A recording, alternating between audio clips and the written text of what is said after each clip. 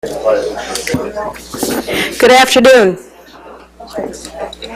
Good afternoon and welcome. I'm Wendy Chamberlain. I'm president of the Middle East Institute, and we'd like to welcome you all here for a talk on a very current issue, the humanitarian crisis in Syria. I think you've all seen or heard of the Pew poll that was released recently that revealed the distressing news that only 1 in 5 Americans is aware of the humanitarian crisis in Syria or is following it. Most people can argue about what we should do in Syria as a result of the crisis, but ignorance is not one of them.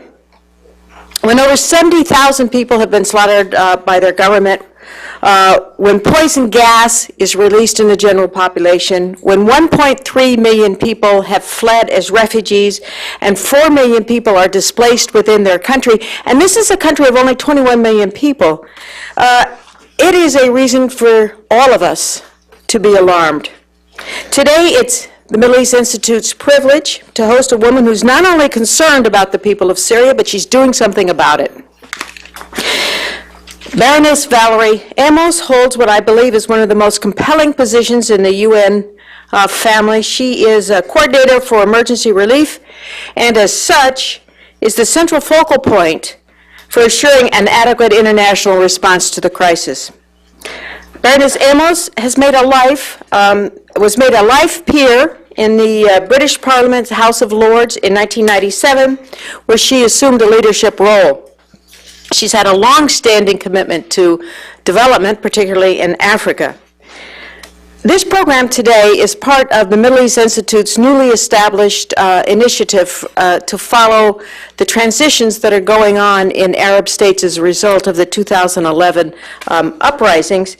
And I'd like to just to draw your attention because as we speak, the development company that we've engaged is uploading a brand new website for the Middle East Institute, which will have what we think is a very exciting web page on the Arab transition. So don't look at it now on your phone, but when you get back to the office after this program, go to it and spend some time looking through it. We've got some very creative, original interactives.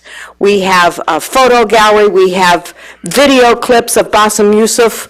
We have a live news feed within our website. And most importantly, we've got pieces we've commissioned from some of the best thinkers in Egypt today on what is going on there. So please, if you're interested in this, do take a look at it. I think you're going to love it and come back to it. Our event today will be moderated by Dan Suhr, who is a Middle East Institute scholar. He's also been following Syria very closely from his position as a senior fellow at Johns Hopkins SAIS. Previously, Dan was vice president for peace and stability operations at USIP, where he led peace-building work in Iraq, Afghanistan, Sudan, the Balkans. He's also served as special U.S. envoy and coordinator for Bosnian Federation, mediating between the Croats and the Muslims and negotiating the first agreement that was reached at Dayton.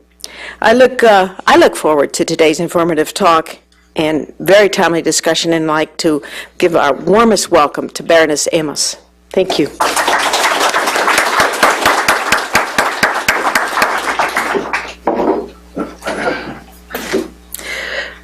Good afternoon, everyone, and Ambassador Chamberlain, thank you very much indeed, and Mr. Suhr, welcome, and thank you to you as well.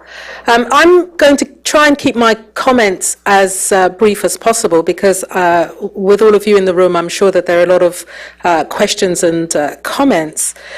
But you will all know that 2 years on from the situation in Syria, it has become a significant threat to the stability of the Middle East region and an ongoing challenge to global peace and security.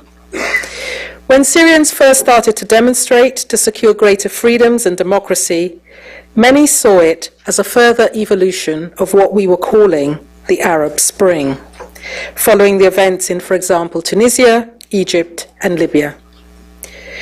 Syria's role in the region has always been political, given its proximity to Israel, its alliances with Iran and some groups in Lebanon, and the diversity within the country. So an absolute pivotal political role that Syria has played.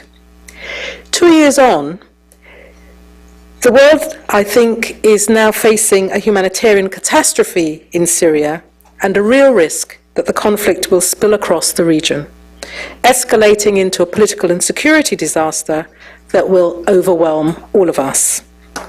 Lebanon, Jordan, Iraq, Turkey have between them received more than 1.4 million refugees. And the domestic impact that it is having in those countries, not just in terms of the amount of money that is being spent on looking after those refugees, but the impact on the people of those countries, on education, on the health system, on employment, is significant. My very good friend Antonio Guterres, who runs the UN organization responsible for refugees, UNHCR, has talked about the Syrian crisis being an existential threat for Lebanon. Syrian refugees, registered refugees, now make up 10% of the Lebanese population. And if you look at the number of refugees that are not registered in the country, it's much higher. There are 6% of the population in Jordan. And of course, we also have a significant Palestinian refugee population inside of Syria, 500,000 of them, and nearly half of them have been displaced as a result of the crisis. Inside Syria itself, ordinary people are paying the price of the failure of the international community to end the conflict. Both sides have become increasingly entrenched in the rhetoric and reality of war, with a total disregard for its impact on people's lives. And most Syrians are now affected by the conflict, which is becoming more deadly by the month. Essential infrastructure, including schools and hospitals, have been destroyed, the currency is devalued, and the economy is collapsing. Food prices have risen sharply, and many of you will have seen those queues for bread, and there are shortages of fuel, electricity, and even water. My colleagues in UNICEF say that on average, Syrians are now receiving a third of the water on a daily basis that they did before the crisis. And the stories of human rights abuses and violations of international humanitarian law are truly horrific. We've heard testimonies of homes burnt with families inside, of people being bombed and killed while queuing for a piece of bread. Millions have been traumatized by the horrors they have witnessed. The brutal conflict is not only shattering Syria's present, it is also destroying its future. 6.8 million people are now, it's a third of the population of Syria, are now seriously affected by this crisis, and nearly half of them are children. Over 4 million people are internally displaced. So why is it so difficult for us as an international community to find ways to reduce the violence and stop the bloodshed?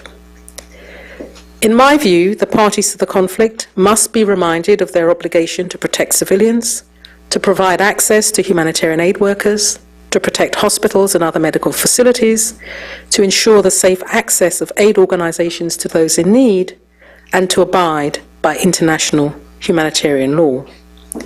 The consequences of violating these rules must be made clear to all. There can be no impunity. But for us on the humanitarian side, we are also concerned that this is a crisis which is stretching our capacity to the limit. Inside Syria itself, growing insecurity, the proliferation of groups on the ground, and there are some estimates that there are over 1,000 different types of militia organizations, which makes it extremely difficult to negotiate with and opposition. That makes it difficult. There are bureaucratic constraints. On a recent visit to Syria, my operations director went from Damascus to Aleppo. There were over 50 checkpoints that they had to go through, about half of them manned by the government forces, but half of them manned by different opposition forces on the ground. Our main operational partner, the Syrian Arab Red Crescent, has very brave volunteers. Many of them have died through this conflict. They, of course, represent the breadth of those in Syria who are either supporting the government or the opposition. They're a volunteer organization, so they reflect those differences, but they are important partners because they have been able to negotiate access for us into opposition-controlled areas. And there is an ongoing debate about how do we best help the people of Syria. Should we as the United Nations continue to work with the government when many of the organizations of the United Nations have recognized the opposition as the legitimate representatives of the Syrian people? The important thing for us is that humanitarian aid has got to remain true to its principles. It has got to be about trying to get to the people who most need help. Some of those people will be in government-controlled areas of the country. Some of them will be in opposition-held areas of the country. Some of them will be in areas which remain contested, where there is ongoing fighting. Our job is not to take sides. Our job is to put the people first. And in doing that, our job is to work with all the groups that we need to work with and to work with the government to get the access that we need to get to those people in need. But it has become overwhelming because, as you yourselves have seen from your television screens, the security situation is extremely volatile and changes from day to day. The bureaucratic constraints that I have talked about, but also the cost of funding this operation. Just in the first 6 months of this year, we have asked our donors for $1.5 billion to aid our operation. It is a huge amount of money, and at that time we were talking about meeting the needs of 4 million people in the country and just over 1 million refugees. We're now looking at a situation where by the end of the year, if we do not find a political solution to this crisis, we may have up to 3.5 million refugees. And where, as I said, the numbers inside of the country needing our help has already skyrocketed to 6.8 million people. It is completely unsustainable.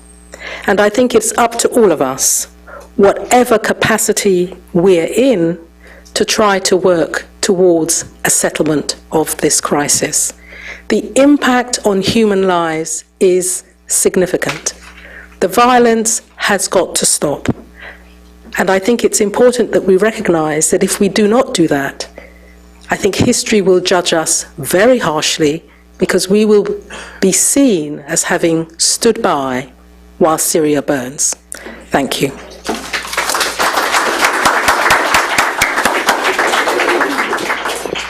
Thank you, Baroness Amos. I think you should, I think I can feel the sentiment in the room, which is an enormous amount of sympathy for the task that you have, and a feeling that this is almost impossible. That said, we've got to do our best, as I know you do, and I will start off with a question, especially about relief to internally needy people, that is, people inside Syria. My serious journalist friends who worry about this feel that the UN hasn't been as transparent as it might have been about how it calculates this number, which you now say is 6.8 million in need. Is there a way that this can be made more transparent, that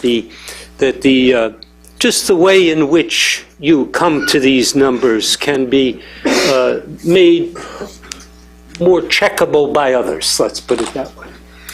I don't think there's any secret in the way that we calculate the numbers.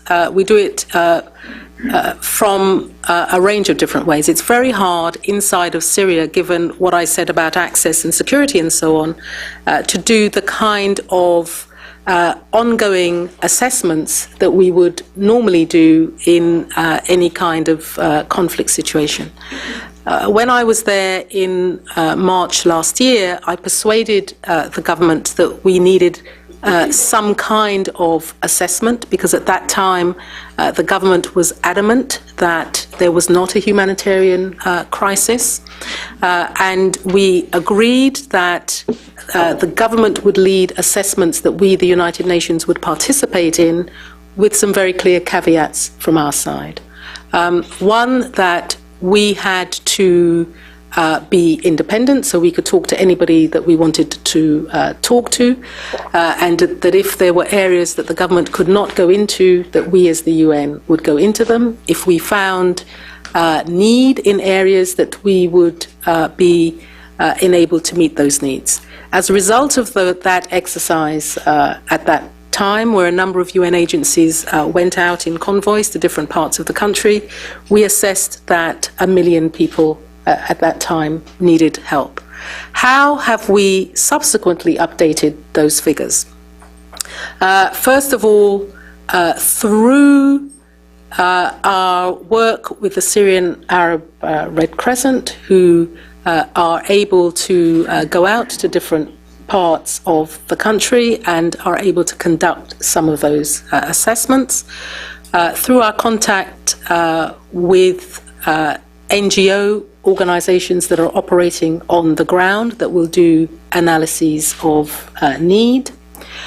Through data from the government itself, when we were talking about 4 million people inside of the country needing help and about half of them being internally displaced, the government had a much higher figure in terms of internal displacement.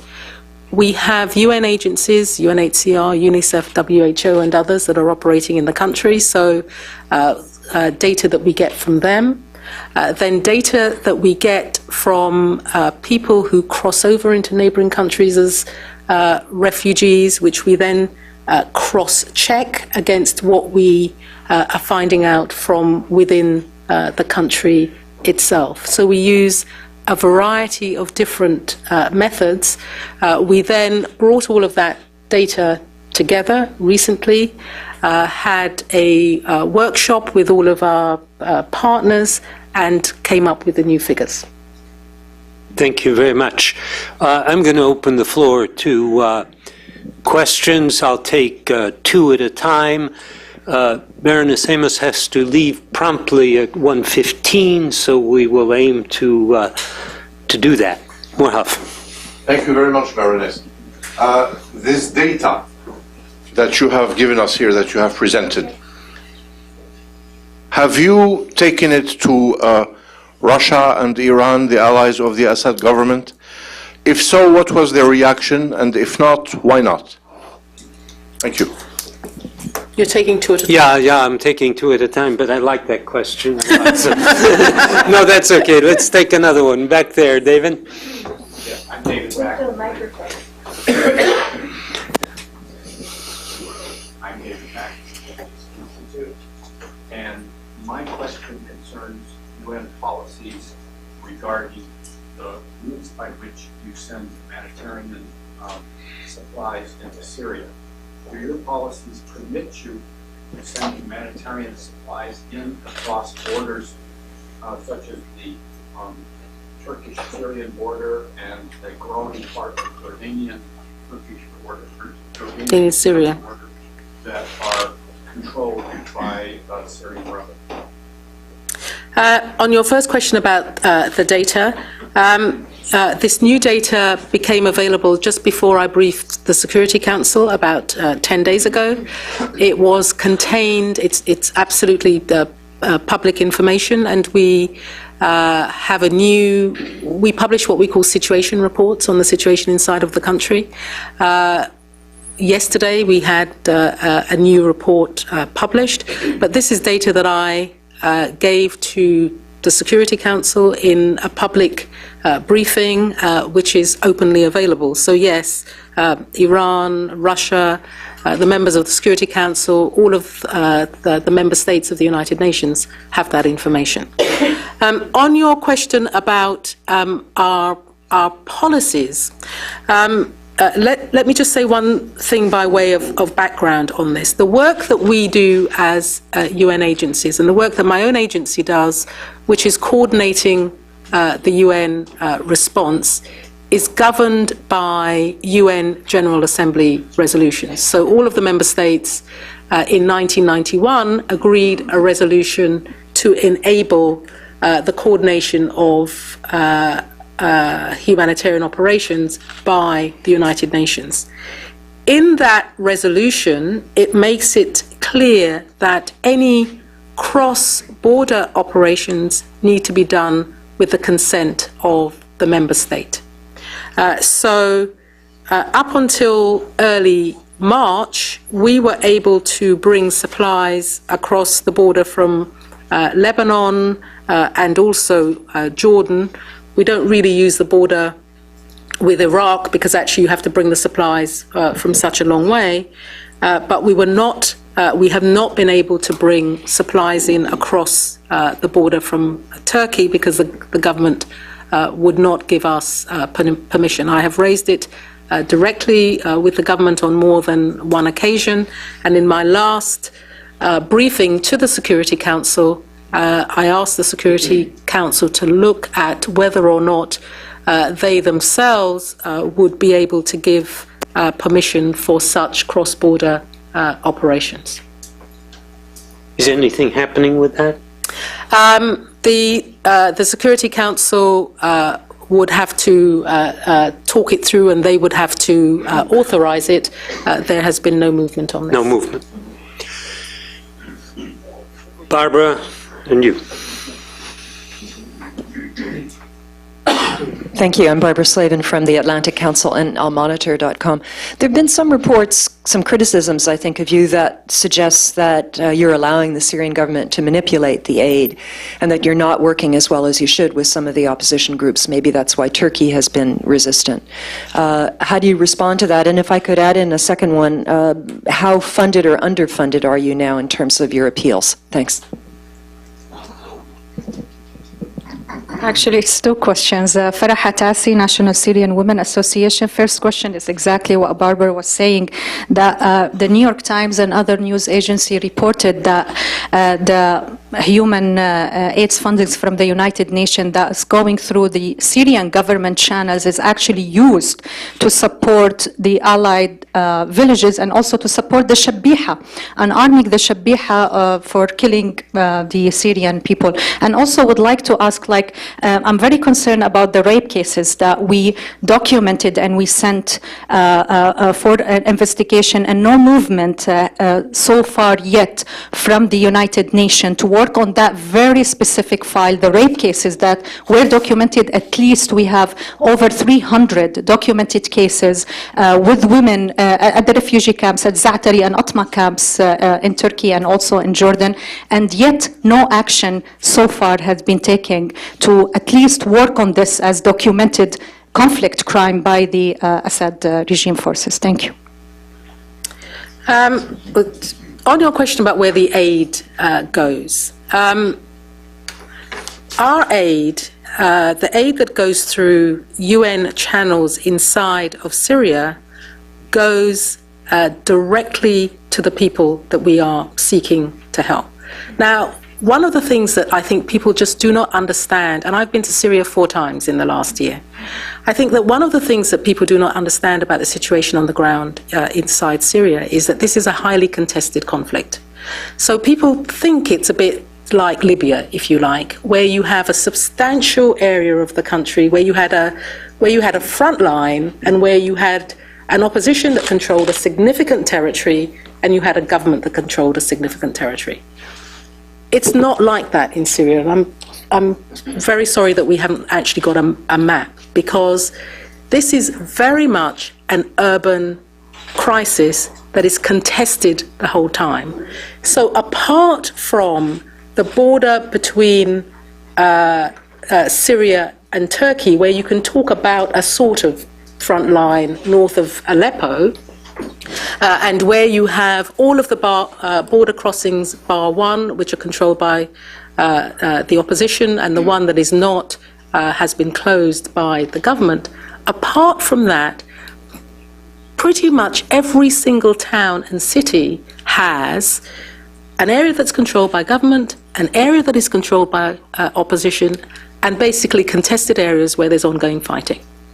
And there is a shift all of the time, including in the broader rural Damascus area. So that's the first. So to talk about,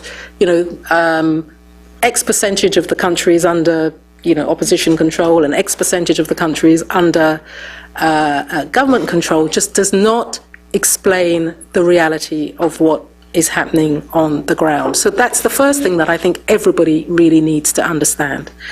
The second thing that I think everybody needs to understand is that I think there is an assumption that if somebody is in a government-controlled area, it means that they support government, and if they're in an opposition-controlled area, it means that they support the opposition. That is not true either.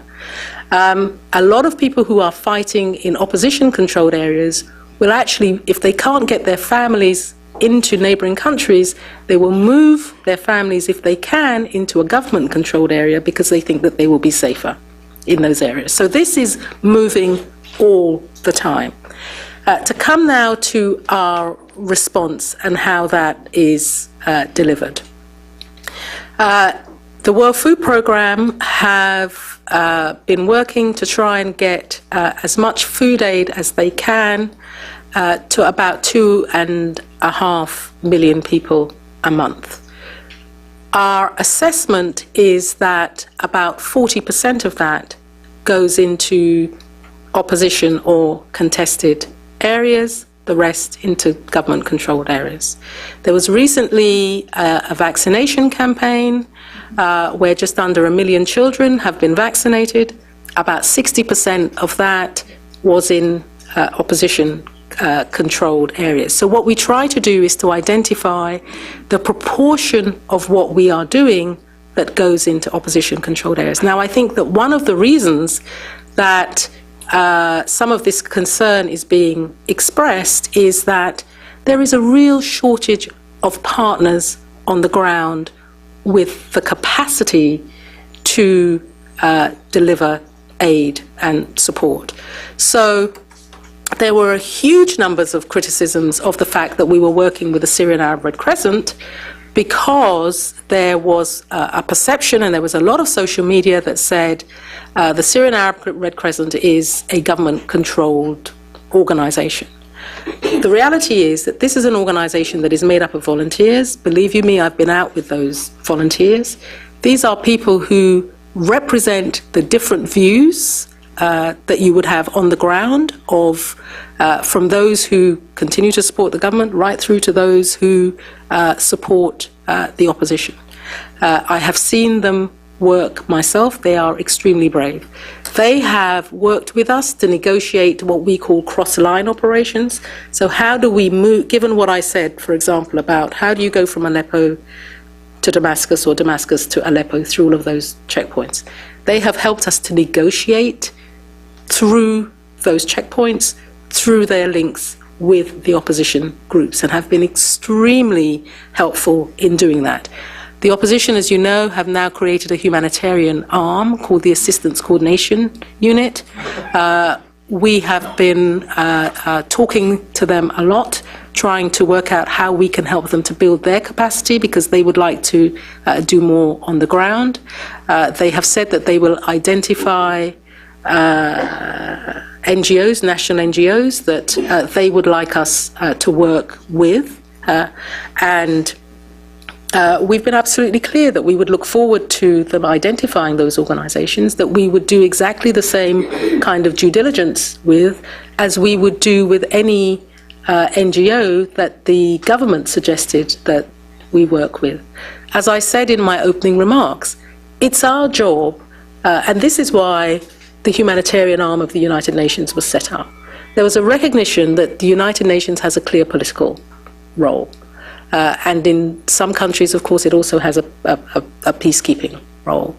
But that when you have a conflict like this or a natural disaster, where you have people who are in urgent need of help, that whatever their political affiliation, whoever they may be supporting, that you need to get aid to them urgently. And this is precisely why we are very clear, and I've been very clear with the government, that we will talk to the opposition, and very clear with the opposition that we have to talk to the government. The government still controls not just areas of towns and cities. It is still recognized within the United Nations by member states as the government of Syria. There is a recognition of the opposition, but it is still the government of Syria. So it is a government that I have to work with to get to people who need help, in the same way that I have to work with opposition groups to get help to those people who need it.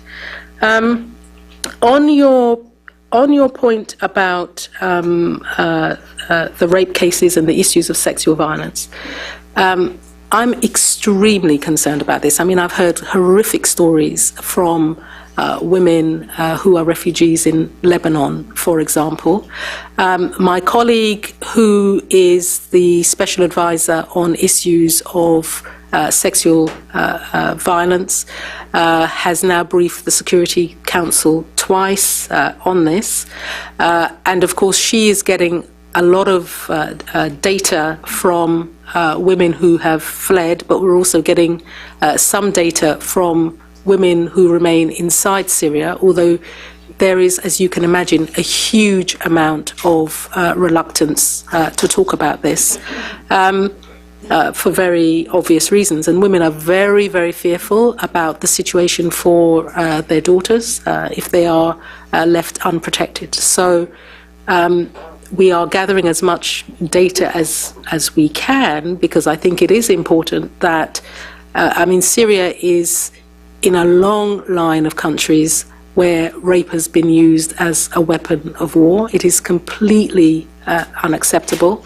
And not just documenting this data, but making sure that we work with women, giving them, and it's, by the way, it's not just women. There is some evidence that men in detention are being abused and subjected to sexual violence. So all of this we are very aware of, and we have to not just document, but also work to try to help people through the trauma of this. Oh, sorry, on the funding, we have received about 60% of what we asked for from January to June for the response inside of Syria. The proportion is slightly less for the refugee response, but the figures that we used for those responses are already out of date.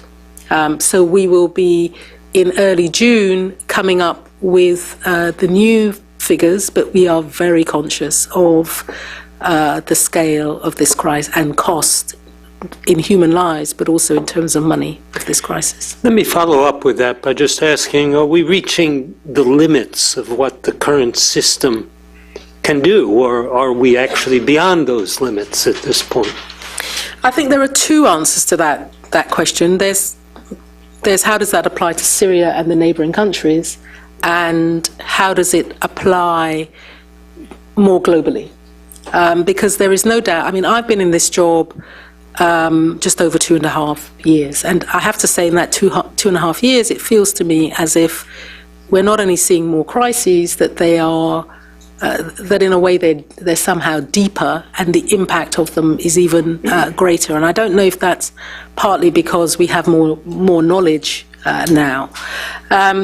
But, you know, at the moment we're dealing with Syria, we're dealing with Mali and the consequences of that. We have got the Sahel, we've got the Democratic Republic of the Congo, we have Sudan and South Sudan, we have Yemen, we have Afghanistan. You know, the list goes on, and it feels almost as if nothing is coming off the list. All you're doing is adding to the list. So I think that there is a huge onus on us to continue to look at our system, and by that I mean, you know, not just the UN organizations that are engaged in this.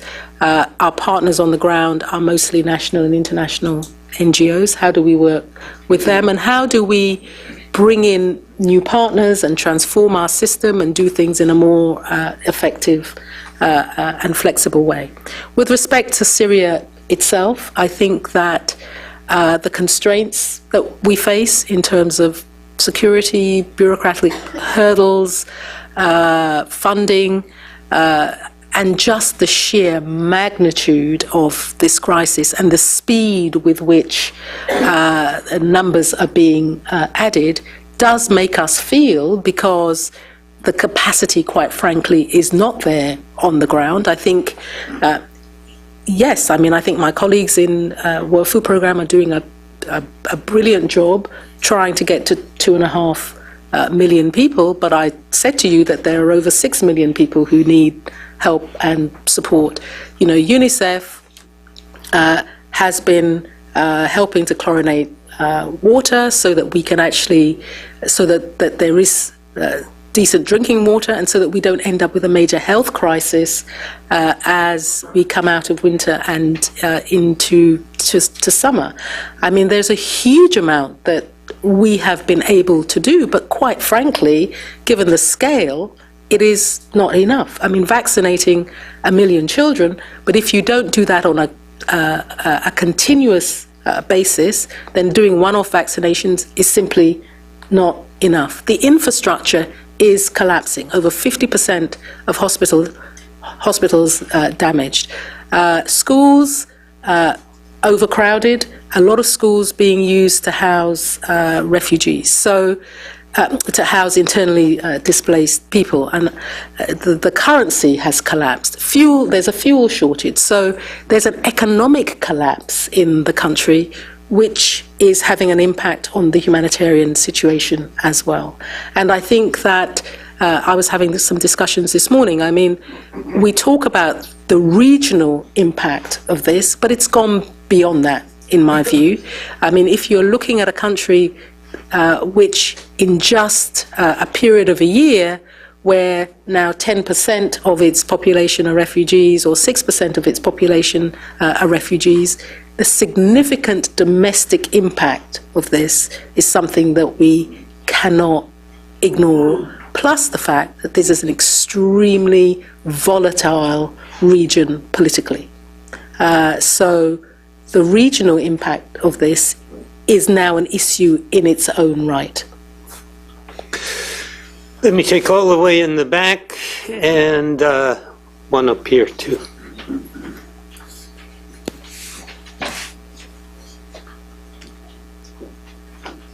Ivica. Thank you, Professor. Thank you so much. My name is Ivo Puljic. I'm from Al Jazeera Balkans. Originally, I'm from Bosnia, and I couldn't believe that this event is about Syria. It seems like it is about Bosnia during the 90s. My question is, have United Nations learned anything in Bosnia case you can put in order in Syria to protect refugees? And also, I'd like your answer, ma'am, and also Professor Serva, if you can say your opinion. Thank you so much. I think that we have to learn the lessons, as it were, from every single crisis. But whatever we do to learn the lessons on the humanitarian side, in and of itself is not enough. We can try and do our job on the humanitarian side more effectively to help more people and so on and so forth, But essentially, this is a crisis that requires a political solution. And therein lies the challenge. The Security Council has not been able to agree what the next steps should be in terms of the resolution of the crisis in Syria. And the more we wait for that political agreement, the greater the humanitarian crisis. And that's the reality of the situation that we are facing. This is about the countries that make up the United Nations, and particularly the countries that make up the Security Council, the permanent members of the Security Council, that have not been able to agree. So it is not just a straightforward line in terms of have you not learnt the lessons. It's also about the fact that there are overarching political considerations which have meant that there is stalemate in terms of that political solution. No one will be surprised that I agree with Lady Amos about this. I would only add that it's all about the United States and Russia, especially this week. If Secretary Kerry comes back from Moscow with an agreement with the Russians as to how to proceed, that's going to make an enormous difference. If he doesn't, the decision will be up to President Obama whether to more directly intervene on a unilateral basis or not.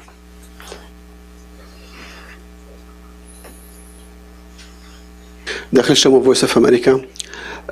Recently, we've seen reports and video reports, actually, that the opposition groups are controlling the oil in Syria, and even these groups and civilians are just selling that oil. So can that oil be used to fund your programs? I mean, what has been done in the past, where you've had, for example, sanctions regimes, as we saw in Libya, was that agreements were made through discussions at the Security Council that money that had been held as a result of sanctions could be used to support humanitarian operations. This is not the situation that we currently have in Syria.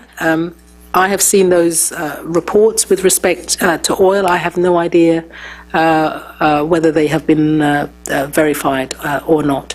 But I know that the opposition in Syria have been making a case to a number of donors asking for support and resources. So if there is money available, I'm not aware of it, and I'm not aware of how it's being used. Two more questions. Let me take Ed. Here.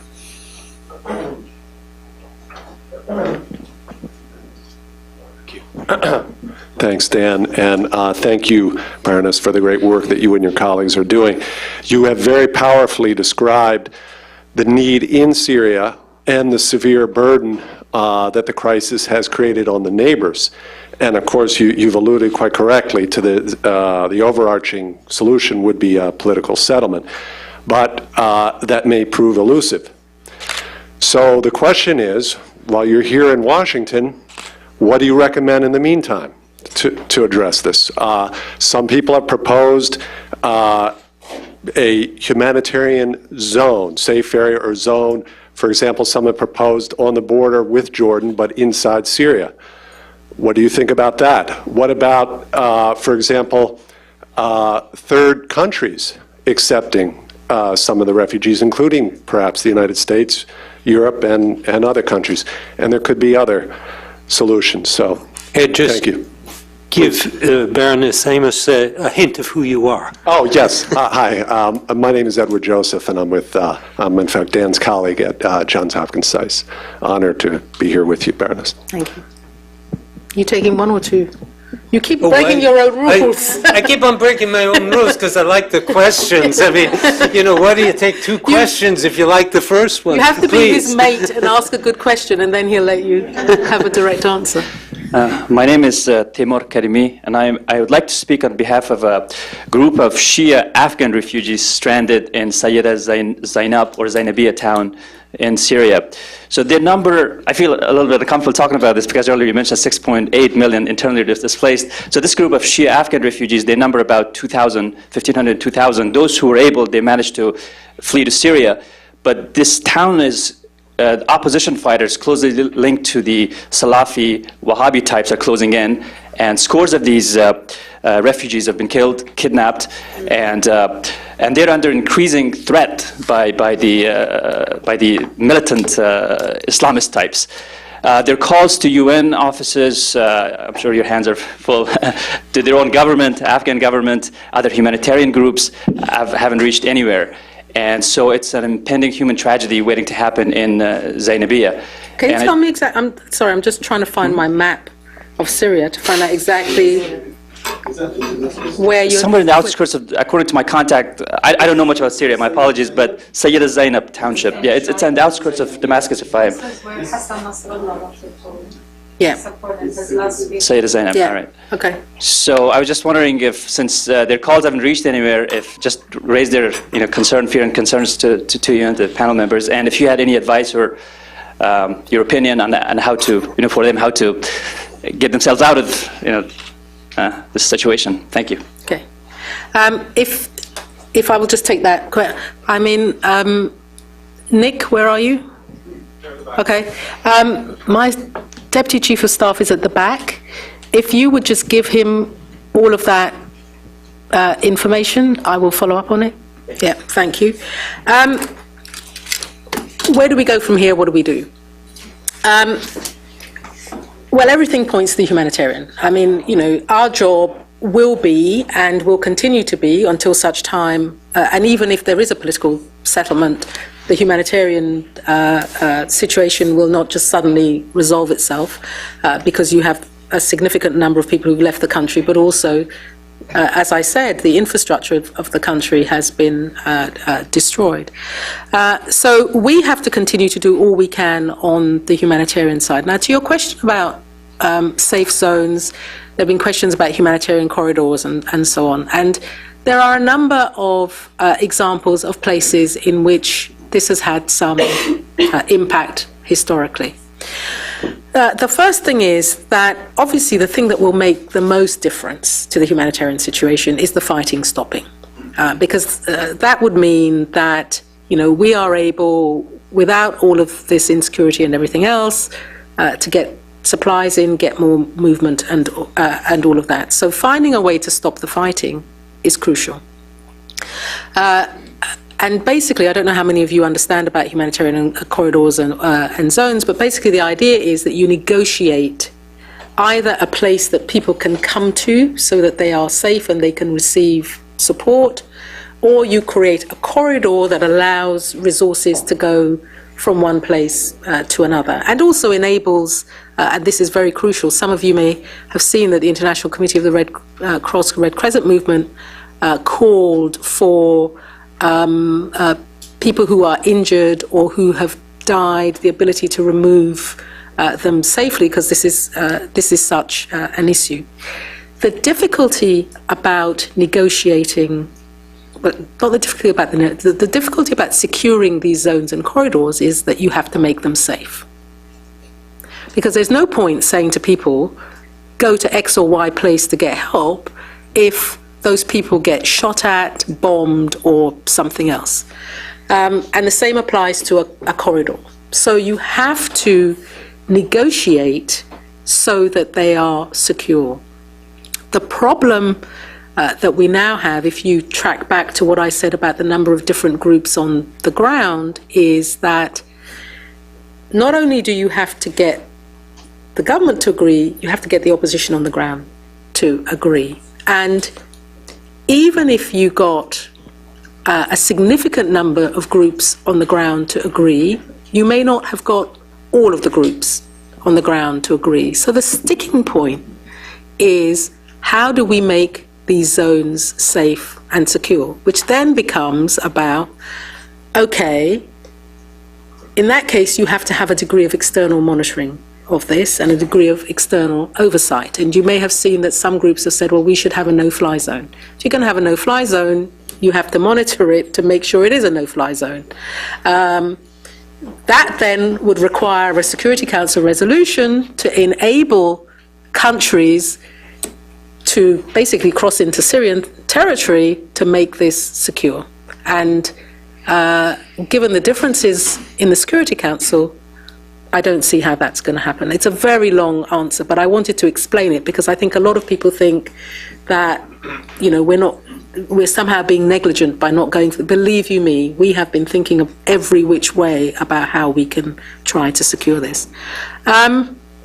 On some of your other points, which is about the refugee impact and third countries and so on, I know that my colleague Antonio Guterres has been talking to a lot of countries about this. There are some European countries, I mean, I know Sweden, for example, have taken a significant number of refugees. You'll know, I'm European, I'm from the United Kingdom. You'll know that this whole issue of refugees is a huge domestic issue for many European Union countries. It is a discussion that I know is being had. But when you're talking about the kind of scale that we are looking at in terms of 1.4 million people, the numbers that you get permission to take to third countries will be small by comparison with the scale of the problem. Which is why we constantly come back to the fighting has got to stop and we've got to get a political... So, and it sounds rhetorical. It's not rhetorical. This is absolutely what we need on the ground to make a difference. I'll take two more questions. I've got one all the way in the back there and one up here.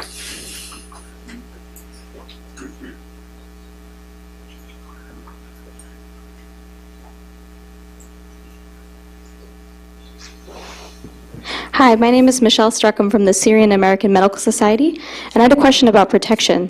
Our doctors are Syrians of Americans of Syrian descent, and they go inside Syria. They risk their lives going into field hospitals to work with people, and the reason they're risking their lives is because, as you know, physicians are being targeted in this conflict. In addition to that, the physicians that are now responding to attacks allegedly of chemical weapons use, these physicians are themselves exposing themselves to what some countries now are calling use of nerve agents, and this is exposing them to great risk. So, of course, the investigations I know are ongoing, but what are you doing to pressure governments to ask them to protect physicians, to protect medical neutrality in this conflict, and of course to also provide resources and training to be able to prevent exposure from these chemical agents? Thank you. And one last question. Baroness Faribors Fatemi, Oxfordshire Group. Thank you for your presentation and for the job that you're doing. My question is, and I think you touched on it a little bit, that there is this deadlock on the Security Council and very ineffectual diplomacy to get a political solution. But there is a model, and the model is what happened in Lebanon. After decades of war in the late 1980s, the internal external actors were brought together and a political solution was found. Why isn't somebody moving in that direction? Thank you. Let me start with your issue on the political side. It's not that I don't think that there is a lot of thinking and talking going on about how we might get to a point of what might that political solution look like. I mean, obviously, this is not my direct area of responsibility, but, you know, we have a special envoy of the UN and the League of Arab States, as you know, Lakhdar Brahimi. Before that, it was Kofi Annan, who has been working tirelessly with all the parties on this. And there is always this thing in political negotiation where you get to a point where everybody is able to not necessarily accept everything, but accept enough to get you to move forward. For some reason, this has proved elusive with respect to what is happening in Syria. And I think that it's not just a huge concern to all of us, it's more than that, because certainly, speaking personally, I do find it almost inconceivable, given what we are seeing happening on the ground, that we have not managed to find that point. But it is not without people like Lakhdar trying extremely hard, and his predecessor Kofi trying very hard before him. I agree with you. I think that Secretary Kerry's visit to Moscow is extremely important. I just hope that we are not all putting too much of a burden on him and those discussions. But it does give us the possibility for something happening out of that. So I don't think it's for want of trying, to be perfectly frank. But I'm still, as a kind of global citizen, I'm confused by it, I have to say, at our lack of ability to get that one thing through. On your point about medical personnel, medical facilities, what are we doing? I mean, this is something that I draw attention to all the time, because it is absolutely inexcusable that medical facilities and medical personnel are targeted in this way. And in fact, we got to the point where so many medical personnel began to leave Syria because of their concerns for their own safety and security, that the breakdown of the whole medical infrastructure was being hastened as a result of that. So the work that people are doing, going in through organizations to try to support medical facilities, we all very much value. A number of countries of the United Nations have signed a kind of declaration on the importance of protecting medical facilities and personnel. A number of European Union countries and others have signed up to it. They discussed the extent to which they could perhaps get it agreed by the General Assembly. General Assembly resolutions are not binding on member states, so they kind of signed up to it, but then what could they do with it to actually make it a reality? So I think we will all continue to make sure attention is drawn to the serious impact that this is having on medical facilities, draw attention to international humanitarian law and the protections offered by that. But again, it's one of those areas where essentially we have to see a complete shift in terms of what is happening on the ground for this protection to be meaningfully applied. Thank you very much. I think we owe you appreciation not only for the hour you've spent with us, but for the many months you've spent trying to get this right. Thank you very much. May I just say... Go ahead. One moment, please. Well, I mean, thank you for that, but I just want to say that, I mean, really, it's our workers on the ground that really deserve our thanks. I mean, as I said, I've been in Syria 4 times. In the last year, I've been to Jordan, Lebanon, Turkey. I cannot tell you about the dedication of the people on the ground who are doing this work. And when I say in the last week, we had a bomb that fell very close to where the majority of them are staying and working in Damascus. We had the same in Homs. And when I say to my international staff, you must let me know if you are ready to leave because of this, not a single one of them has asked to leave. And we have a lot of national staff who are living through this. I mean, not only are they working, this is their country that they are, and their people that they are seeing being subjected to all of this. And I think that not only our hearts go out to them, but I think we really have to acknowledge the work that they're doing in extremely challenging circumstances. So thank you for your thanks to me, but it's really they that convey our deserve thanks that. to them, please. Thank you.